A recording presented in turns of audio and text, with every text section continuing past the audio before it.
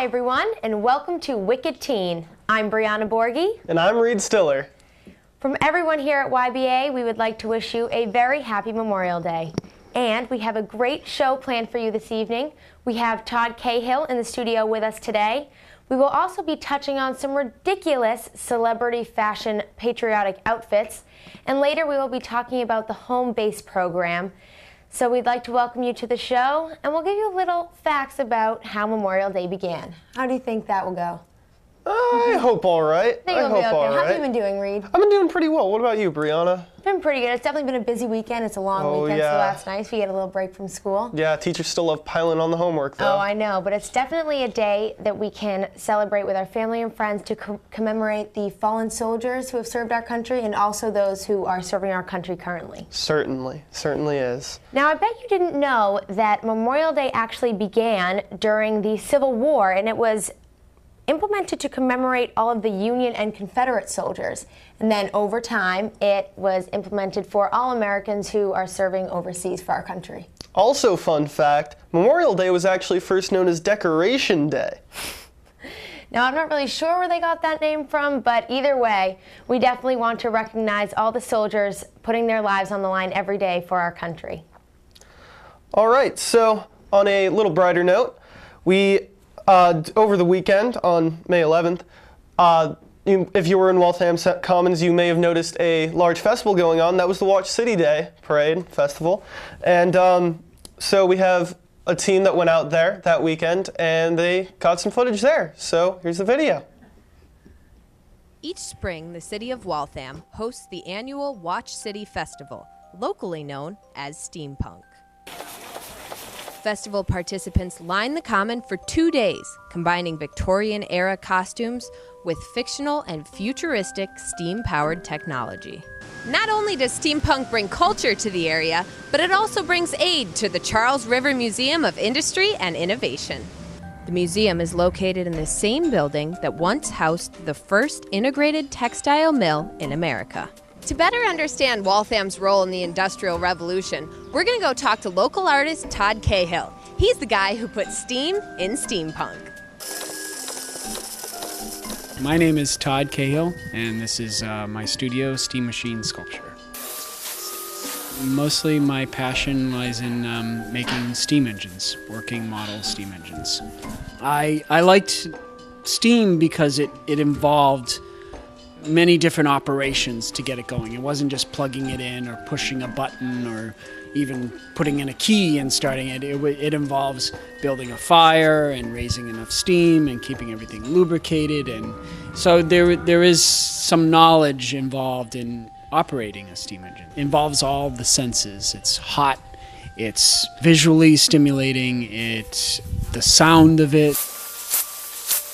They're temperamental, they're quirky, they can have, personalities all their own. Steampunk combines local history with art and entertainment. The Watch City Festival immerses participants in a world where fact and fantasy are blurred in the best possible way.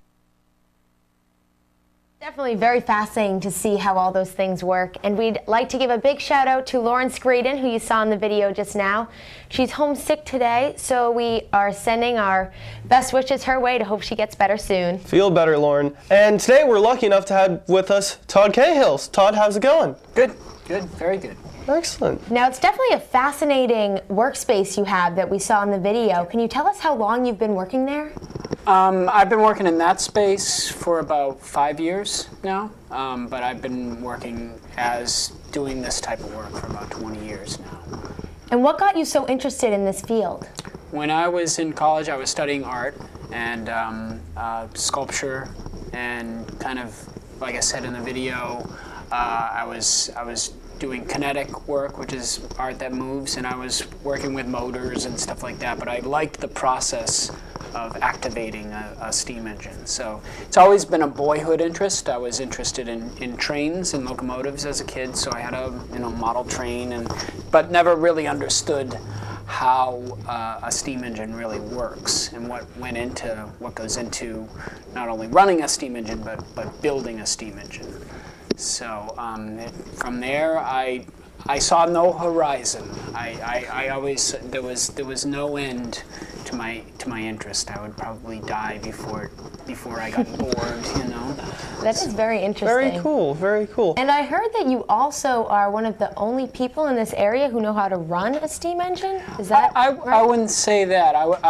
There are some very, very knowledgeable people, and when I graduated college, I didn't really see an option in the art field to display my work, because galleries, because it does involve fire and water and pressure vessels, and you know, it's something that an art gallery would be like. Yeah. I don't think so. So I discovered the venues for me were engine shows and farm tractor shows and farm antique machinery displays and stuff. So that's where I kind of found not only my audience, but the people that that work with this stuff, you know. So It's very cool. It's very cool. Todd, how did you first learn about using a steam engine? Because that doesn't seem like something you can just pick up and go. right. I almost scared myself out of doing it, because I was thinking large engines. Yeah. And when I found that there's something called model engineering, which is kind of an English tradition of working with miniature steam engines, very much like this one. This would be that's a working model interesting. Very steam cool. engine. And so initially I was doing very simple stuff, and I was making steam engines that I could put on my hat and wear as a Halloween costume, or making things that were more, I call them poetic devices, or, you know, sort of absurdity machines or something. So they didn't have to work like a watch. They Yeah. could work like a broken watch, and people liked it even more, you know. So would you say that this is a way for you to be able to express yourself? Absolutely, yes. I think after that, you know, so I made these sort of quirky machines, and then I taught myself the right way to do things. So it's a very methodical, and I didn't know from, you know, step one what had to go into making a steam engine. So I had to learn the machining processes, I had to acquire the machinery, and from then it's been just a kind of a snowball thing where it just, you know, you get more machines and you do stuff better and more precise, and you learn how to measure things, and so it's led to a career, you know. That's awesome. Now, you said that you learned how to do things the right way, but it also seems that doing things the wrong way allowed you to figure out different things and experiment. So do you think that that also helped you in propelling forward and being successful in this field? You're absolutely right. That's very perceptive. I mean, it's and doing things the wrong way, or doing things in a way that's unorthodox, can make you see new things, I think. And also it's you know, in this age where computers are doing everything, when you, especially in art, it's the error of the human hand. You know, people see my drawings and they say, wow, you must be able to draw a straight line like you would, and no, it's not that. It's the quality of a slightly crooked line that a computer can't mimic. A computer is going to draw a line right straight, whereas it's the error of the human hand that gives it that that human quality, or that quality that you can associate with, you know. That's very true. It's very cool. Yeah. Very cool. So, what big project are you working on now, or is there a big project that you're planning on working on? A lot of it. I'm kind of retooling my display. A lot of my engines, they've been suffering from running a lot lately. So I have all my or nearly all my engines kind of in parts, and I'm repainting them and just kind of replacing some parts that wear out.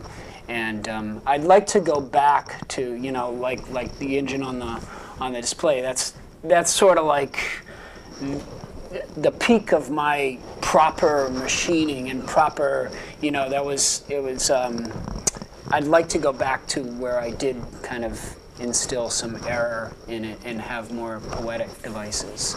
So I'm kind of using my engines, and people always ask me, you know, what do they do? And they don't do anything.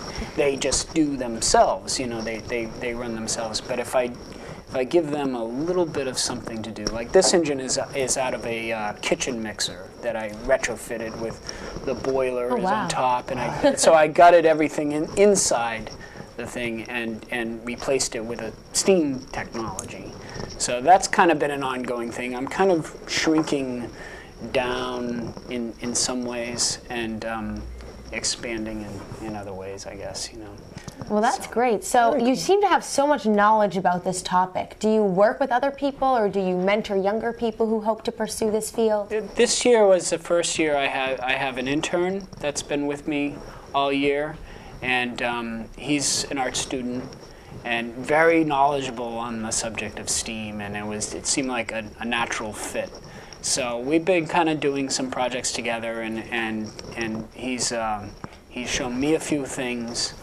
So that's always, it's very important, especially in a technology like that, with working with STEAM, is to pass on the knowledge, because I got knowledge from the people before me, and you know, it's fewer and fewer with each generation that kind of knows, and none of my generation actually like worked and lived with steam engines. Right. Whereas the you know, there used to be locomotives coming right down Just your everyday Moody Street. locomotive Yeah, coming down the street. yeah. So that's very interesting. Very cool. Now, do you think that you'll stay in this field for as long as you can? Do you think that you're going to pass down your workspace to someone else? What do you see yourself doing in the future? I hope to do more of this. Right now, my workspace serves as my living as well. So I might be making a sign one day, and you know, a more modern type of model of a refrigeration unit or something, or I do a number of things to make a living at it. But I hope to get enough exposure that clients come to me for just steam engines, you know. So Now, what would you say that you've made in the past that just seemed to be one of those really cool things that you've loved to see work, to see function? Do you have a favorite thing that you've made? It's a good question. Because you seem to have made you experiment with so many things and figure out all these different tricks and things. Do you have a favorite, or do you love them all? I do. There are engines that continue to be that I made early on in my career that are still as quirky as they were when I made them, and they always bring a smile to people's faces and stuff like that. So. Well, that's great. Awesome. Well, Todd, thank you for coming in. Okay. It's been really great having Sure. you. And so right now we have a quick commercial break, so I will definitely see you be soon. walking out of here with more information on steam engines. So certainly. it's very fascinating. Thank you so much, Thank Todd. you. I didn't talk about steampunk at all. Oh, yeah. Hey. Well, definitely. Todd, if people want to see some of your creations, do you want to tell them where they can go to see that? They can go to Open Studios here in Waltham is the first weekend in November. I don't have a website now, but you can get my information somehow. Well, that's great. Thank you so Awesome. much. Thank you so much. Right now we have a quick commercial break, but we'll be right back.